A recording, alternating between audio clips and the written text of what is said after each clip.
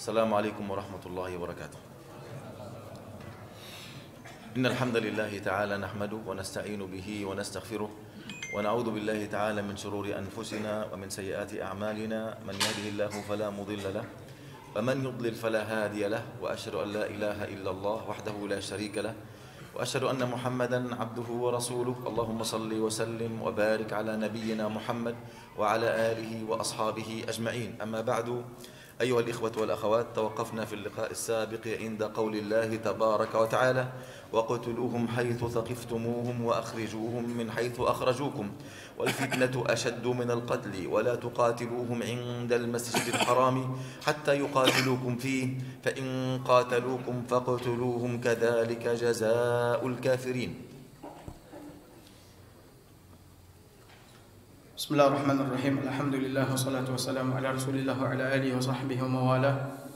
أشهد أن لا إله إلا الله وحده لا شريك له وأشهد أن محمدا عبده ورسوله. أما بعد، فضيلة الشيخ Dr. Abdul Hasan Ali Jadullah hafizahullah ta'ala wa ra'ah membuka kajian kita malam ini dengan memuji Allah Subhanahu wa ta'ala. Selanjutnya salawat dan salam semoga senantiasa diberikan kepada Nabi kita yang mulia, Nabi Muhammad sallallahu alaihi wasallam. Adapun setelahnya beliau mengatakan, kita masuk kepada ayat yang ke-191 dari surat Al-Baqarah, di mana Allah Subhanahu wa taala berfirman, "Waqtuluhum haitsu tsaqiftumuhum wa akhrijuhum min haitsu akhrajukum." Dan bunuhlah mereka di mana saja kalian menemui mereka, dan usirlah mereka dari mana mereka telah mengusir kalian. Wal fitnatu ashaddu minal qatl, dan fitnah itu lebih kejam daripada pembunuhan. Wala tuqatiluhum 'indal masjidil haram hatta yuqatilukum fihi. Dan janganlah kalian memerangi mereka di Masjidil Haram kecuali jika mereka memerangi kalian di tempat itu. Fa in qataluukum faqtuluhum, maka jika mereka memerangi kalian, maka perangilah mereka. Kadzalika jazaa'ul kafirin, demikianlah balasan bagi orang-orang kafir. أيها الإخوة، هذه الآية معطوفة على الآية التي قبلها ولها علاقة بالآية التي قبلها. فالآية التي قبلها قد أذن الله عز وجل في بداية الإذن بالقتال في المدينة، فقال ربنا عز وجل: وقاتلوا في سبيل الله الذين يقاتلونكم ولا تعتدوا إن الله لا يحب المعتدين. فأذن الله عز وجل للمؤمنين أن يقاتلوا من يقاتلوهم. هنا الإذن مقيد، الإذن هنا مقيد. في الآية السابقة التي درسناها في الليلة السابقة قال الله عز وجل: وقاتلوا في سبيل الله الذين يقاتلونكم، فقيد الله عز وجل الإذن بالقتال لمن يقاتل، أي على سبيل الجزاء والموافقة، الذين يقاتلونكم ولا تعتدوا. ثم أمر أو نهى الله عز وجل عن الاعتداء، والاعتداء هنا يشمل الاعتداء على النفس التي غير محاربة، أو النفس التي غير مستعدة للقتال، أو النفس التي هي كافرة لكنها لا ترفع سيف القتال على المسلمين، أو المرأة التي لا تقاتل، أو الطفل، أو الشيخ، أو الرجل الذي في صومعته الذين لا يقاتلونهم. فشملت كل أنواع الاعتداء. إن الله لا يحب المعتدين، وبين الله عز وجل أنه لا يحب المعتدين، ولو كان الاعتداء على الكافر الله لا يحب ذلك سبحانه وتعالى. كانت هذه الآية السابقة، فما علاقتها بالآية التي معنا اليوم؟ Bapak Ibu hadirin hadirat yang semoga senantiasa dirahmati Allah Subhanahu wa taala, ayat ini merupakan lanjutan dari ayat sebelumnya, di mana pada ayat sebelumnya Allah Subhanahu wa taala memerintahkan kepada Nabi SAW dan kaum muslimin untuk berperang di jalan Allah Subhanahu wa taala. Ya, Allah perintahkan Nabi dan kaum muslimin untuk berperang di jalan Allah Subhanahu wa taala apabila orang-orang kafir memerangi mereka. Perangi mereka jika mereka memerangi kalian. Ya. Balasan karena mereka memerangi kaum muslimin, maka silahkan perangi mereka. Ini adalah ayat dari Allah Subhanahu wa taala yang mengizinkan Nabi dan kaum muslimin untuk berperang di jalan Allah Subhanahu wa taala setelah beliau hijrah ya ke kota Madinah. Tapi Allah Subhanahu wa taala di sini memberikan syarat, perangi mereka di jalan Allah Subhanahu wa taala jika mereka memerangi kalian. Ya, jika orang-orang kafir memerangi kalian, perangi mereka. Ya, sebagai balasan buat mereka. Wala ta'tadu.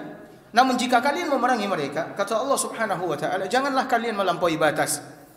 Makna melampaui batas ya ketika berperang bersama dengan mereka yaitu melakukan hal-hal yang dilarang oleh Allah Subhanahu wa taala, seperti membunuh ya orang-orang yang tidak boleh dibunuh ketika berperang. Membunuh orang-orang yang tidak berperang melawan mereka. Ya, kalau di tengah-tengah kita diistilahkan dengan warga sipil yang tidak mengangkat senjata lalu kita bunuhi mereka, atau membunuh kaum wanita, atau membunuh anak kecil, atau membunuh wanita-wanita yang tidak ikut berperang namun karena suami mereka atau warga mereka, rakyat mereka memerangi kita lalu mereka bunuh mereka, ini adalah bentuk i'tida. Atau membunuhi para ahli ibadah yang ada di negeri tersebut yang tidak memerangi kalian, tidak boleh. Ya, kata Allah Subhanahu wa taala wala ta'tadu. Janganlah kalian melampaui batas. Melampaui batas ini mencakup semua perkara yang merusak, semua perkara yang dilarang oleh Allah Subhanahu wa taala yang tidak boleh kita lakukan ketika berperang. Lalu Allah Subhanahu wa taala mengatakan innallaha la yuhibbul mu'tadin. Sesungguhnya Allah Subhanahu wa taala tidak mencintai orang-orang yang melampaui batas. Ya, sekalipun kalian melakukan perbuatan melampaui batas kepada orang-orang kafir, Allah Subhanahu wa taala tidak suka. Lantas bagaimana kalau sekiranya kita melampaui batas kepada saudara-saudara kita? Maka oleh karena itu pada ayat berikutnya, ayat yang sekarang ada di hadapan kita, apa hubungannya ya dengan ayat sebelumnya ini? Ini yang insyaallah taala akan kita jelaskan. ثم جاء الله عز وجل بهذه الآية معطوفة على الآية التي قبلها ولكنه عطف يقتضي المغايرة في خلاف. في الآية السابقة قال وقاتلوا الذين يقاتلونكم وقاتلوا في سبيل الله الذين يقاتلونكم. فالقتال بالإذن بالقتال في الآية السابقة كان على سبيل المدافعة، أي الدفاع عن النفس. إذا قاتلني أقاتله، أما إذا سالمني لا أقاتله. أما في هذه الآية جاء القتال عاما، قتال مدافعة وقتال مهاجمة. جاء القتال الإذن بالقتال عام، وقال هنا واقتلوهم، ما قال وقاتلوهم. فرق بين وقاتلوهم أو وقاتلوا وفرق بين واقتلوهم. وقاتلوا أي في الجهاد في سبيل الله في المعركة، أما واقتلوهم إذا وجدته في أي مكان أقتله سواء قاتلني أو لم يقاتلني. كلمة وقاتلوا في سبيل الله أي أمامي رجل معه سلاح أنا أقاتله، إما أقتله أو يقتلني. أما واقتلوهم قد يكون ليس معه سلاح، قد يكون ليس في أرض المعركة، قد يكون بعيد عن أرض المعركة، المهم أن أقتله بأي طريقة. قال واقتلوهم حيث ثقفتموهم، أي حيث ما وجدتموهم. وكلمة ثقفتموهم هنا لها معنى، ثقفتموهم أي قدرتم عليهم وعلمتم من أنفسكم الغلب عليهم، علمتم من أنفسكم أنكم ستغلبونهم. هذا معنى حيث ثقفتموهم، أي قدرتم عليهم وعلمتم من أنفسكم الغلب عليهم بإذن الله رب العالمين. هذا معنى هذه الآية. فهذه الآية الإذن فيها عاما، الآية التي قبلها كان الإذن خاصا على سبيل المدافعة، القتال في المعركة على سبيل المدافعة. أما هنا فالقتال عام سواء على المدافعة أو على سبيل المهاجمة. Bapak Ibu hadirin hadirat yang semoga senantiasa dirahmati oleh Allah Subhanahu wa taala. Apa kaitan atau hubungan ayat ini dengan ayat sebelumnya? Hubungannya sangat erat. Cuman pada ayat ini ya izin berperang yang Allah sampaikan kepada Nabi SAW dan kaum muslimin bersifat umum. Berbeda dengan ayat sebelumnya. Pada ayat sebelumnya Allah Subhanahu wa taala memberikan izin untuk berperang di jalan Allah Subhanahu wa taala kalau sekiranya orang-orang kafir memerangi Nabi dan kaum muslimin. Artinya izin berperang dalam rangka untuk membela diri. Izin berperang dalam rangka untuk apa? Membela diri. Kita diperangi maka ya sudah kita perangi mereka. Ya. Sedangkan pada ayat yang menjadi bahasan kita malam ini, Allah memberikan izin untuk berperang. Apakah mereka memerangi kita atau tidak? Perangi mereka. Izinnya bersifat umum. Kalau izin pada ayat sebelumnya bersifat apa? Muqayyad, terikat. Kita boleh memerangi mereka kalau sekiranya mereka mengangkat apa? Senjata. Mereka memerangi kita, kita perangi mereka dalam rangka membela diri. Tapi kalau dalam ayat ini Allah Subhanahu wa taala mengatakan waqtuluhum, bunuhi mereka. Min haitsu sakiftumuhum, dari mana saja kalian temui mereka. Ini berbeda kalimat dengan ayat sebelumnya. Pada kalimat ini Allah mengatakan waqtuluhum, bunuhi mereka. Pada ayat sebelumnya Allah mengatakan waqatilu, perangi mereka. Bedanya di mana? Kalau pada ayat sebelumnya waqatilu, perangi mereka, ketika mereka mengangkat senjata kepadamu. Kita melihat mereka mengangkat senjata ingin memerangi kita, maka kita perangi mereka. Kalau sedangkan pada kalimat waqtuluhum yang ada pada ayat 191 ini, apakah mereka mengangkat senjata atau tidak mengangkat senjata, kalian bunuh mereka. Ini perintah dari Allah Subhanahu wa taala. Ya, perintah dari Allah Subhanahu wa taala, bunuh mereka. Mereka membawa senjata atau tidak membawa senjata, di mana saja kalian temui mereka, bunuh mereka, kata Allah Subhanahu wa taala. Min haitsu sakiftumuhum, di mana saja kalian temui mereka. Maksudnya kata para ulama, di mana saja, kapan saja kita menemui musuh-musuh Allah Subhanahu wa taala dan Rasul, bunuhi mereka. Ya, apakah mereka membawa senjata atau tidak. Namun dengan catatan kata para ulama, berdasarkan apa yang disampaikan oleh Syekh tadi, kalau sekiranya kalian yakin dapat mengalahkan mereka.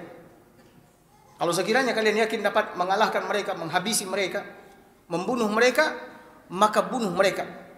Jadi perintah yang ada di dalam ayat ini sifatnya umum.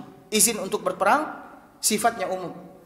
Tidak disyaratkan mereka harus mengangkat senjata.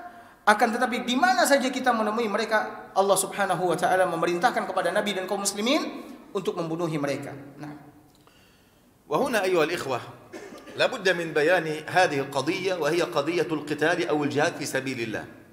فالعلماء قالوا أن الجهاد في سبيل الله أصله فرض كفاية، حكمه فرض على الكفاية.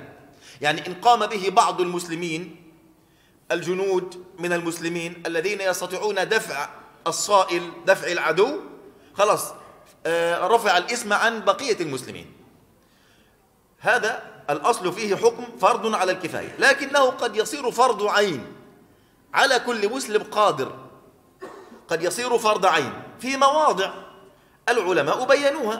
في الموضع الأول إذا حضره القتال، أنت في بلد ما تعين فيها القتال، جاء العدو وقاتلهم فوجب عليك القتال، لا يجوز لك أن تولي دبرك للقتال، كما قال الله تبارك وتعالى: يا أيها الذين آمنوا إذا لقيتم الذين كفروا زحفا فلا تولوهم الأدبار ومن يوليهم يومئذ دبره إلا متحرفا لقتال أو متحيزا إلى فئة فقد باء بغضب من الله ومأواه جهنم وبئس المصير. إذن الموضع الأول الذي يكون الجهاد فيه فرض عين إذا حضرك القتال وأنت في إحدى بلاد المسلمين، أي بلد من بلاد المسلمين أنت موجود بداخلها وتعين القتال، وجب عليك وجوبا عينيا. نعم. Hadirin hadirat yang semoga senantiasa dirahmati oleh Allah Subhanahu wa taala. Syekh mulai menjelaskan kepada kita tentang masalah jihad atau berperang, agar kita tidak keliru, agar kita tidak salah di dalam memahami masalah perang atau jihad di jalan Allah Subhanahu wa taala. Karena apalagi di zaman sekarang banyak orang yang keliru, salah di dalam mengartikan makna jihad. Ya, salah di dalam menjalankan kaedah di dalam berjihad. Sementara Allah Subhanahu wa taala dan Rasul telah menetapkan aturan, ya, petunjuk di dalam berjihad di jalan Allah Subhanahu wa taala, karena dia adalah puncak agama Islam. Hukum jihad di jalan Allah Subhanahu wa taala, kata Syekh, hukum asalnya adalah fardu kifayah. Hukum asalnya adalah apa? Fardu kifayah. Apabila telah ada sebahagian dari kaum muslimin yang berjihad di jalan Allah Azza wa Jalla, maka gugur kewajiban itu dari sebahagian yang lain. Ya, ini hukum asal jihad, fardu kifayah. Namun dari fardu kifayah bisa berubah menjadi fardu ain. Artinya setiap individu wajib untuk berjihad, tidak lagi sebahagian. Semuanya wajib untuk berjihad. Ya. Kapan? Pada kondisi-kondisi tertentu. Dan para ulama telah menjelaskan di dalam kitab-kitab mereka tentang masalah jihad ini.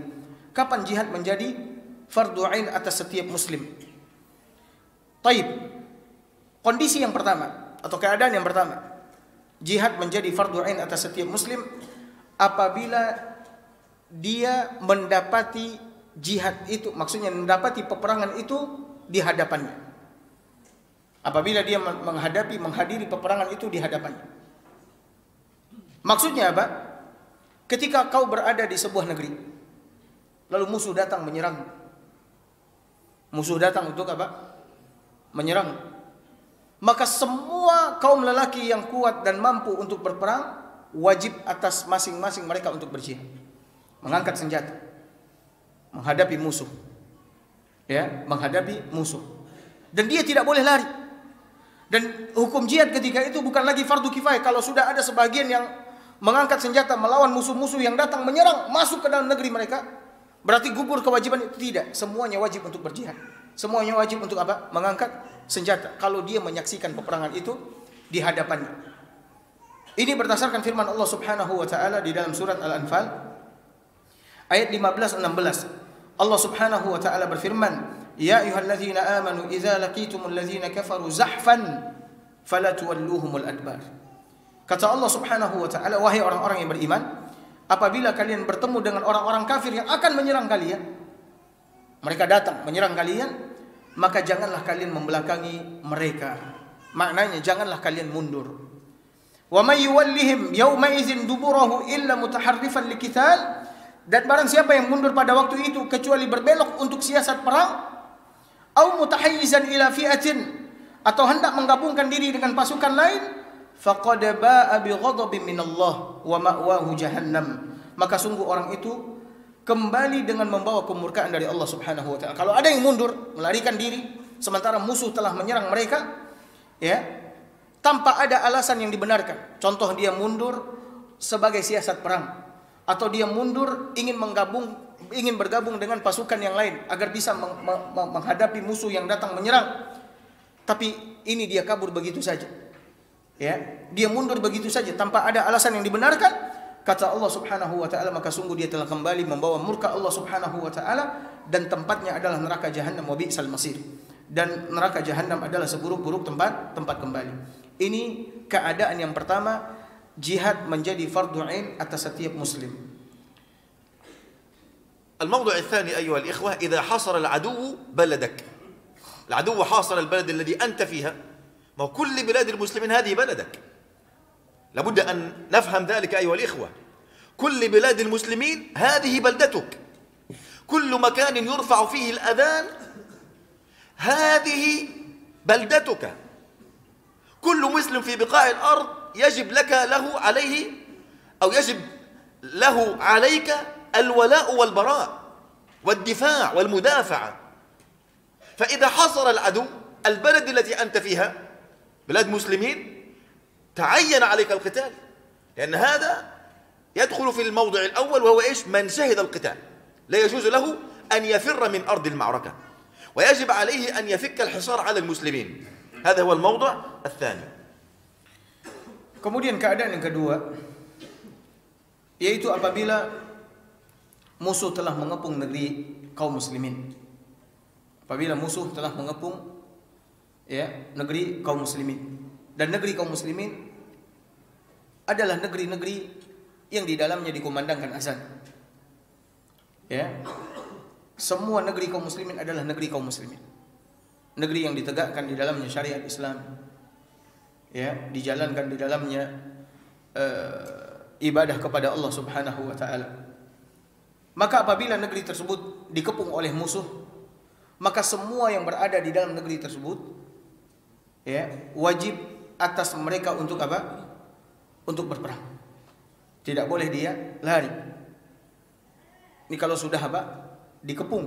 Kalau tadi musuh sudah berdiri di hadapannya, yang pertama tadi musuh sudah hadir di hadapannya, maka tidak boleh apa? Mundur. Kalau ini negerinya sudah dikepung, maka semuanya hendaknya mengangkat senjata untuk berperang melawan musuh-musuh yang ingin membunuhnya. Dan ketika itu hukum jihad pun menjadi fardu ain atasnya. الموضوع الثالث أيها الإخوة، إذا احتيج إلى هذا الرجل بعينه، كان معه مهارة في صناعة شيء ما، أو مهارة في القتال، أو قوة أو ذكاء، فاحتاج الناس إليه، وجب وتعين عليه أن يقاتل مع إخوانه. Kemudian keadaan yang ketiga, apabila dia dibutuhkan. Hukum jihad wajib atasnya ketika dia dibutuhkan.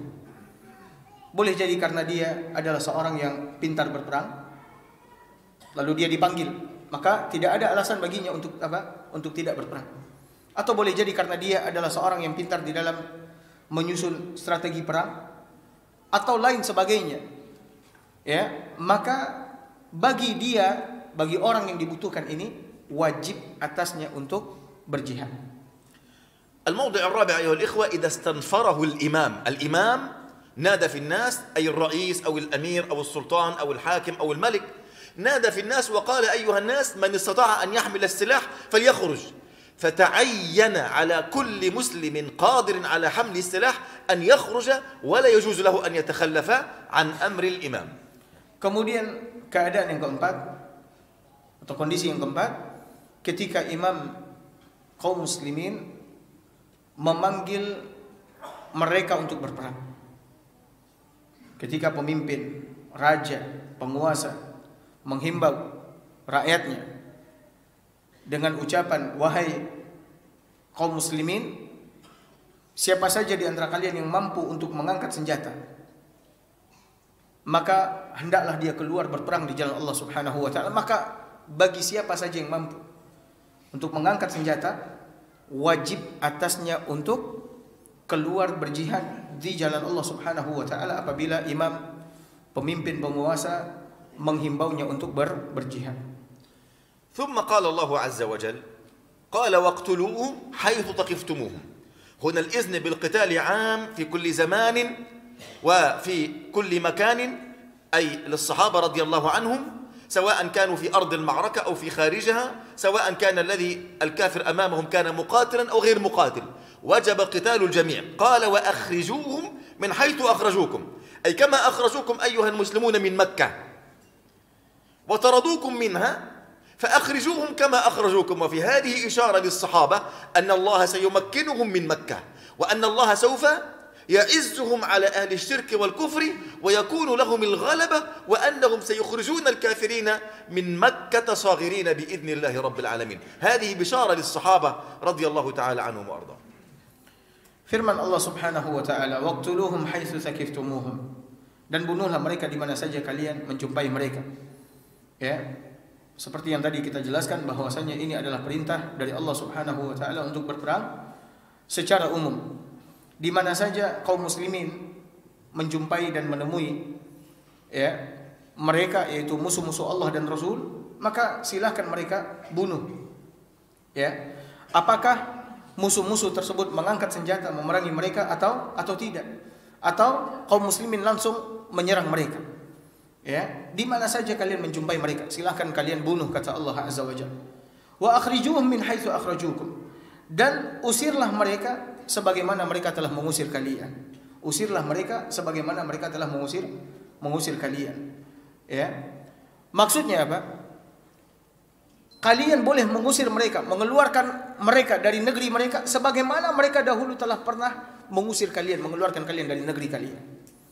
Ini adalah kabar gembira dari Allah Subhanahu wa taala, sekaligus isyarat dari Allah Subhanahu wa taala kepada Nabi dan kaum muslimin, bahwasanya Allah Subhanahu wa taala akan memberikan kemenangan kepada mereka, akan memberikan pertolongan kepada mereka untuk mengeluarkan orang-orang yang pernah mengusir dan mengeluarkan mereka dari tanah kelahiran mereka, yaitu orang-orang kafir Quraisy.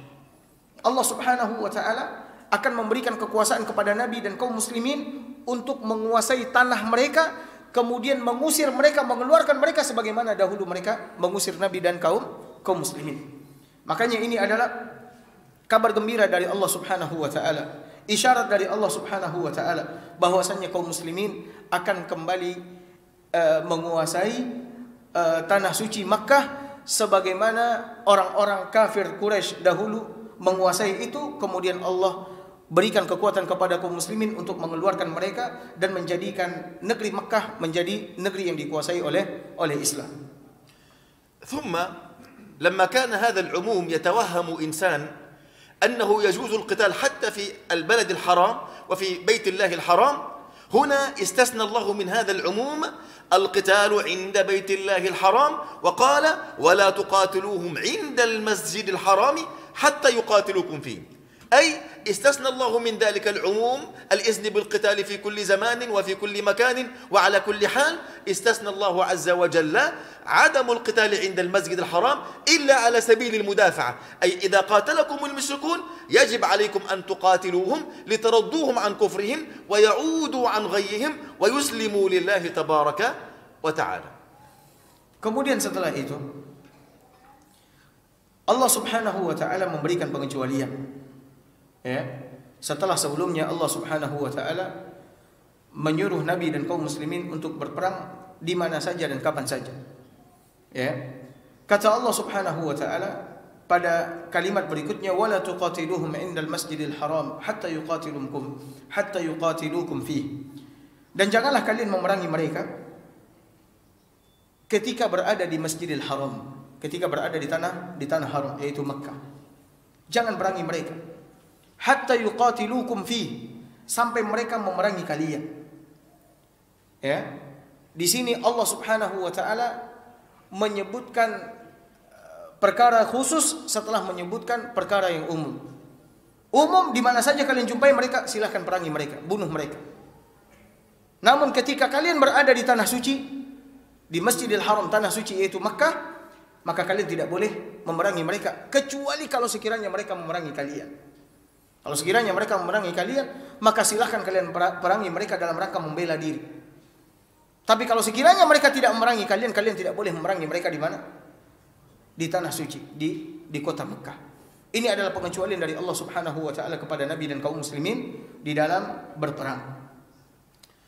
ثم قال الله عز وجل والفتنة أشد من القتل. هنا نقف هنيها مع هذه الجملة من الآية، ففيها رد على من يظن أن القتال عند المسجد الحرام فيه فتنة، فرد الله على هذا التوهم بقوله أن الفتنة وهي الكفر كما قال ابن عباس أشد من القتل، أي أشد عند الله إثما وذنبا وقبحا من القتل. لماذا أيها الإخوة الكفر أشد من القتل؟ لأن بالكفر تحدث الفتن العظيمة في الأرض، يحدث والعياذ بالله استحلال أموال المسلمين والخروج على جماعة المسلمين وقتل المسلمين، فكان أعظم من مجرد القتل. والفتنة وهي الكفر أعظم عند الله من القتل. لماذا؟ لأن بالكفر الإنسان يخسر دينه وآخرته، أما بالقتل يخسر دنياه فقط، أما آخرته فمضمون بإذن الله إن مات على التوحيد والإسلام. فلذلك قال الفتنة، وهي في بعض أقوال أهل العلم الكفر أشد عند الله من القتل، أي القتل الذي تتوهمون أنه فتنة عند البيت الحرام، هناك ما هو أشد وأقبح منه وهو الكفر، وأنكم أيها المشركون قد أرغمتم المسلمين على الكفر أو الخروج من الديار، فكانت هذه الفتنة عند الله أعظم من القتال عند البيت الحرام. Kemudian hadirin hadirat yang semoga senantiasa dirahmati oleh Allah Subhanahu wa taala. Allah Subhanahu wa taala menjelaskan di dalam ayat ini bahwa larangan berperang di Masjidil Haram di Mekah itu belum seberapa dibandingkan dengan kekufuran dan kesyirikan yang dilakukan oleh orang-orang kafir. Orang-orang kafir mendengung-dengungkan bahwasanya memerangi mereka di tanah suci ya adalah perkara yang sangat besar karena dilarang oleh Allah Subhanahu wa taala. Dan iya, memerangi mereka di tanah suci dilarang oleh Allah Subhanahu wa taala. Akan tetapi Allah Subhanahu wa taala ingin tegaskan kepada mereka agar mereka jangan mengira bahwasanya memerangi mereka di tanah suci itu saja yang paling besar di sisi Allah. Tidak. Ada yang lebih besar daripada memerangi mereka di tanah suci. Yaitu apa? Kekufuran dan kesyirikan yang mereka lakukan. Ya, memerangi mereka di tanah suci besar iya, tapi ada yang lebih besar. Yaitu apa? Kekufuran. Makanya Allah Subhanahu wa taala di dalam ayat ini mengatakan wal fitnatu asyaddu minal qatl. Fitnah itu lebih kejam daripada apa? Pembunuhan. Fitnah di sini kata para ulama tafsir maknanya adalah al-kufr, asyirk, kekufuran dan kesyirikan. Kekufuran yang besar dan kesyirikan. Kekufuran dan kesyirikan yang kalian lakukan itu jauh lebih besar daripada memerangi kalian di tanah suci. Ya, kenapa? Kekufuran dan kesyirikan dapat menyebabkan pelakunya rugi dunia dan akhirat. Dia tidak mendapatkan keuntungan sedikit pun baik di dunia ataupun di akhirat. Yang dia dapatkan kecelakaan, ya, kebinasaan dunia dan akhirat. Sedangkan peperangan, ya, rugi di dunia, harta habis, nyawa melayang, tapi di akhirat dia berada dalam jaminan Allah Subhanahu wa taala kalau sekiranya dia mati dalam keadaan apa? Bertauhid, dalam keadaan beriman kepada Allah Subhanahu wa taala. Jadi sebesar-besar apapun perbuatan memerangi mereka di tanah suci, ada yang lebih besar daripada itu, yaitu apa? Kekufuran dan kesyirikan yang mereka lakukan. Karena tidak ada perkara yang lebih besar yang paling dibenci oleh Allah Subhanahu wa taala dari semuanya selain daripada perkara kufur dan syirik kepada Allah Subhanahu wa taala. ثم قال الله عز وجل فإن انتهوا في الآية التي بعدها فإن الله غفور رحيم. إن انتهوا قال ابن عباس أي انتهوا عن القتل، وقال الحسن البصري انتهوا عن الشرك، يعني إن لم يقاتلوكم خلاص توقفوا عن ذلك فإن الله غفور رحيم. هذا المعنى الأول. المعنى الثاني إن انتهوا أي عن الشرك وأسلموا حينئذ ينالوا غفران الله فإن الله غفور رحيم. الله يغفر لهم ما قد فات، وإن كانوا قد قاتلوا، وإن كانوا قد أفسدوا، وإن كانوا قد أخرجوكم، وإن كانوا قد فعلوا الأفاعيل، إلا أن دخولهم في الإسلام يهدم ذلك كله ويصير إخوة لكم لهم ما لكم وعليهم ما عليهم. نعم.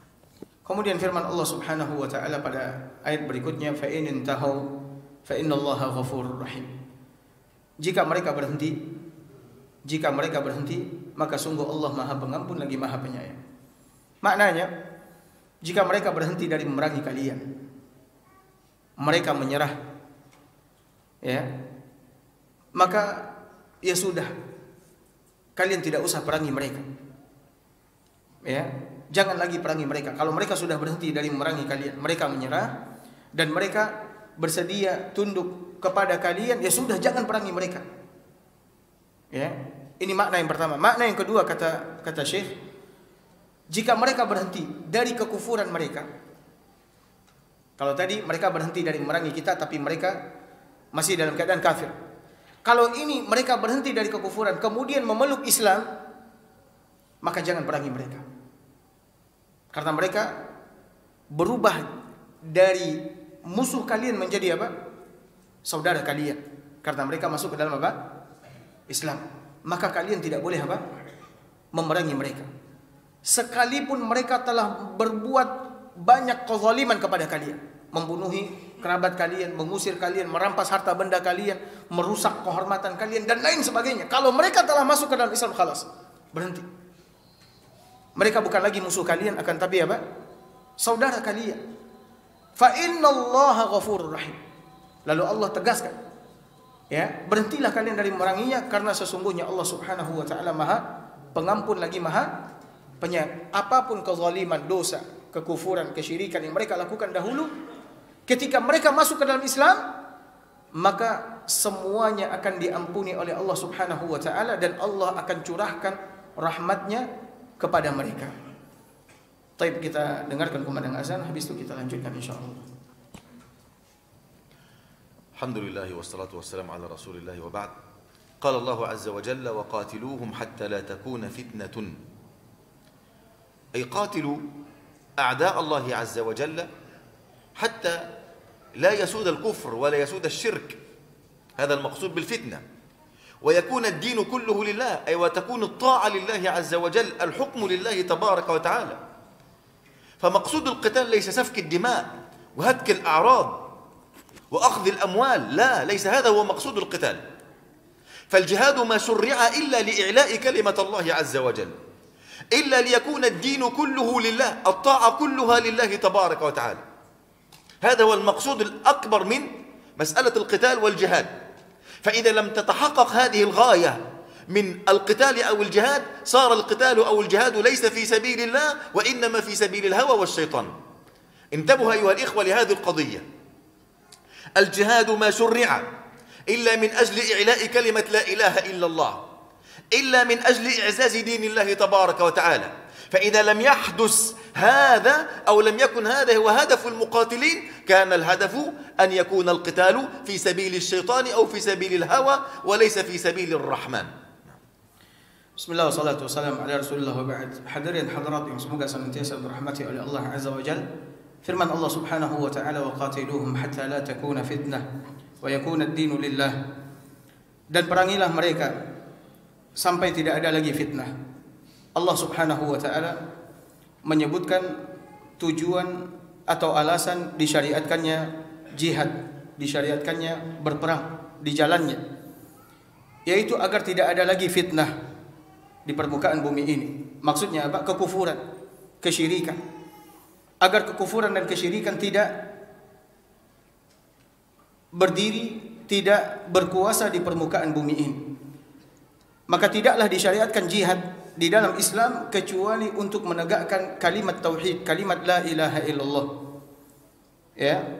Jihad tidaklah disyariatkan untuk menumpahkan darah manusia, untuk merampas harta mereka, untuk merusak negeri mereka, tidak. Tapi tujuan jihad adalah untuk menegakkan kalimat tauhid agar orang-orang semuanya beribadah hanya kepada Allah Subhanahu wa taala. Semua ketaatan, semua ibadah ditujukan hanya kepada Allah Subhanahu wa taala. Makanya Allah mengatakan wa yakunad dinu lillah, sehingga agama seluruhnya di permukaan bumi ini kembali kepada Allah Subhanahu wa taala saja. Itu semua orang yang ada di permukaan bumi menyerah dengan mentauhidkan Allah Subhanahu wa taala. Maka kalau bukan karena tujuan ini, maka sungguh jihad yang dilakukan tidak lagi di jalan Allah Subhanahu wa taala, akan tapi jihad yang dilakukan di atas hawa nafsu dan di atas jalan syaitan. Kalau sekiranya ada orang yang berjihad tapi tujuannya tidak untuk menegakkan kalimat la ilaha illallah, tidak untuk menjadikan umat manusia beragama di atas agama Allah, berserah diri hanya kepada Allah Subhanahu wa taala, sungguh jihad yang dilakukan tidak lagi di atas jalan Allah, akan tapi di atas jalan syaitan dan ditunggangi oleh hawa nafsu. Qala rabbuna fa in intahu أي انتهى هؤلاء المشركون عن قتالكم والاعتداء عليكم عند المسجد الحرام فلا عدوان، أي لا عدوان عليكم، لا عدوان منكم عليهم، لا تعتدوا عليهم ولا تقاتلوهم فلا عدوان إلا على الظالمين، أي لا عدوان حينئذ إلا على من ظلم منهم وابتدر منهم الظلم أو الكفر أو الشرك. وقتالكم عند المسجد الحرام حينئذ يجوز لكم أن tu'aduhum wa tuqatiluhum wallahu a'lam. Kemudian Allah Subhanahu wa taala mengatakan fa in intahu fala udwana illa 'alal zalimin. Kalau sekiranya mereka berhenti dari memerangi kalian ya di Masjidil Haram, mereka tidak lagi memerangi kalian di Masjidil Haram, itu di Mekah, mereka berhenti, fala udwana illa 'alal zalimin, maka tidak ada lagi permusuhan ya kepada mereka. Karena mereka telah berhenti dari memerangi kalian, tidak ada lagi permusuhan. Kalian tidak boleh lagi menyerang mereka. Kalian tidak boleh melakukan perbuatan melampaui batas kepada mereka. Kalau sekiranya mereka telah berhenti dari memerangi kalian, illa 'alal zalimin, kecuali bagi orang-orang yang berbuat zalim. Bagi siapa saja yang menzalimi kalian, maka tidak mengapa bagi kalian untuk memerangi mereka. Kecuali bagi mereka yang berusaha untuk menyakiti kalian, maka tidak mengapa bagi kalian untuk memerangi mereka sekalipun di Masjidil Haram, yaitu di tanah suci, sesuai dengan kadar kezaliman yang dia kerjakan. Baik Bapak Ibu hadirin hadirat yang semoga senantiasa dirahmati oleh Allah, mungkin cukup sampai di sini kajian kita dalam bahasan tafsir surah Al-Baqarah. Insyaallah kita lanjutkan di lain kesempatan.